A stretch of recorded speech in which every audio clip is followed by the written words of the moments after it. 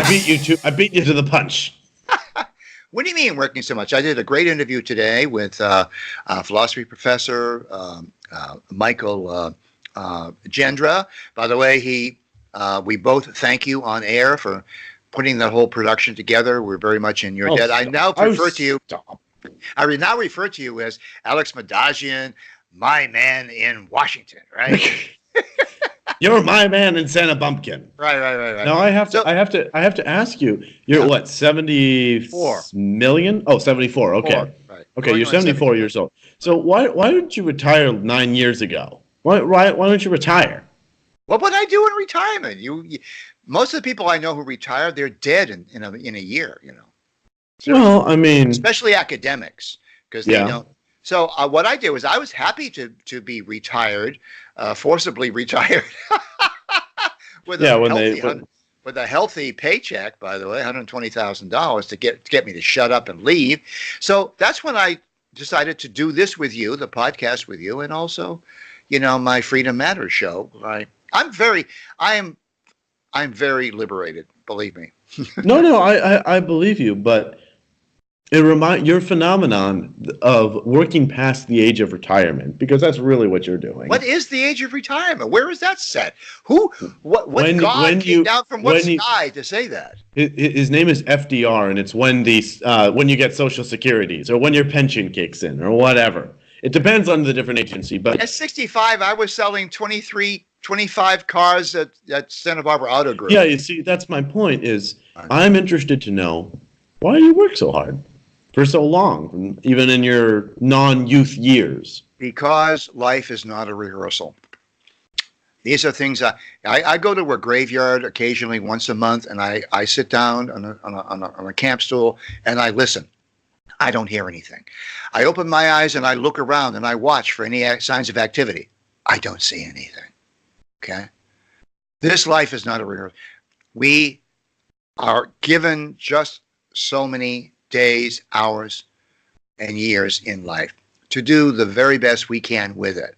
And when the light goes out, we work while the light lasts. You know one of the first things you ever said to me? What? I'll just hold your coat and hold the lantern while you chop the wood. Right. Yeah, I did say that. Yeah. And I didn't really fully understand what you meant until you explained it to me. But even then I didn't understand because I'm a pretty stupid guy. No, you're not. And then, okay. Fine, if you insist. We both know that's a lie. And I'm trying to be funny. And but I really didn't understand how much I didn't know until you gave me the book by Father Zeller, We Work While the Light Lasts. Ah, yes. Dom Hubert Van Zeller, Benedictine monk at Downside Abbey in England. By the way, some people have asked me what the word Dom means because it's very unusual to have the prefix D-O-M, Dom. And actually, it's a diminutive of Dominus, which means Lord.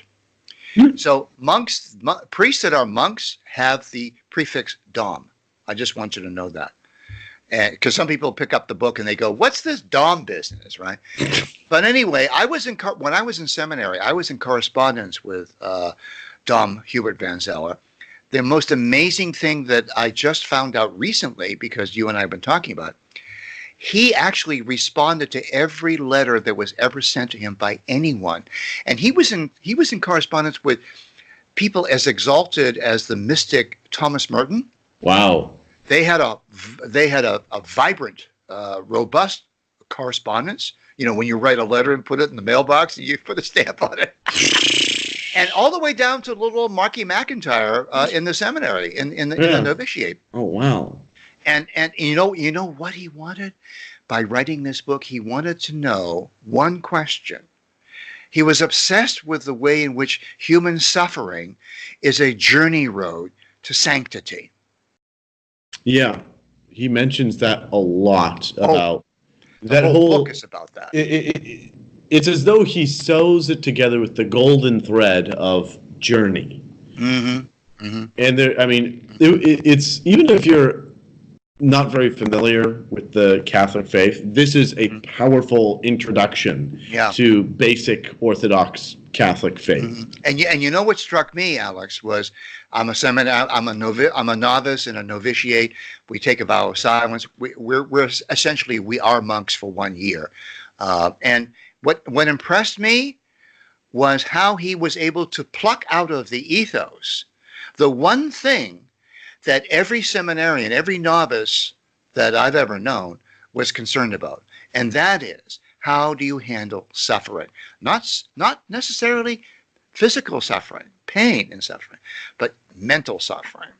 And the mental suffering of faith, the search for faith, the search for God, that kind of suffering, the suffering of doubt, the suffering of questioning, the suffering of being alone to work out your own consciousness.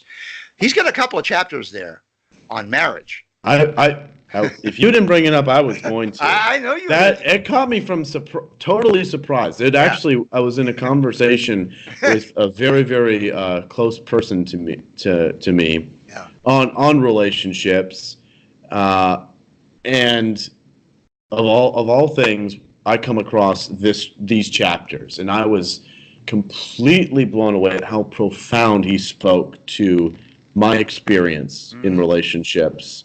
And it really is a very, very small and underrated book. It's tragically underrated because there are some very prominent books I've read, very well-received books I've read that do not deserve as much prestige as they've gotten compared to this book. I mean, really, really unfortunate at how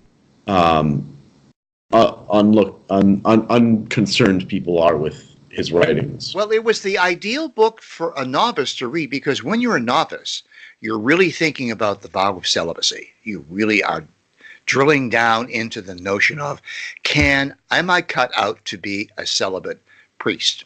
Okay, so along comes Hubert van Zeller, and he writes this book about suffering and how suffering, mental suffering, the suffering of the soul, how this is the road, the journey to sanctity. And he talks about marriage. And he talks about marriage, and then he talks about after marriage. I thought that was brilliant that he talked about after marriage. None of our other fathers had even mentioned this in any of the retreats or the conferences that we had. He really got us thinking about whether or not we are procreative males or whether we are non-procreative males. That's what it comes down to. Whether we can make the sacrifice of giving up having children.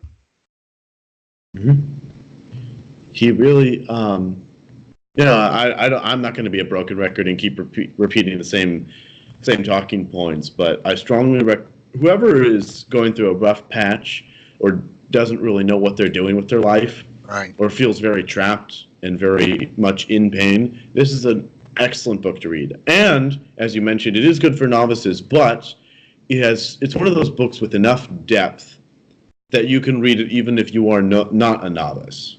Even if you're not a Catholic. No, yeah, I by no means I consider myself. Yeah. I don't consider myself a Roman Catholic. I haven't been baptized in the Catholic Church or confirmed. I think it was absolutely brilliant of you to take the book that I sent to you, and you turned around and you sent it to our mutual friend Troy Warden, who's now reading the book. It's going to be very interesting to see what Troy has to say about this because he's a very bright guy. Well, we'll have to catch it later. Anyway, folks, thank you so much for joining the Alex and Mark show. I hope to catch you guys around. Please don't forget to subscribe, like, and share. Bye. Toodaloo. Bye-bye. Toodaloo.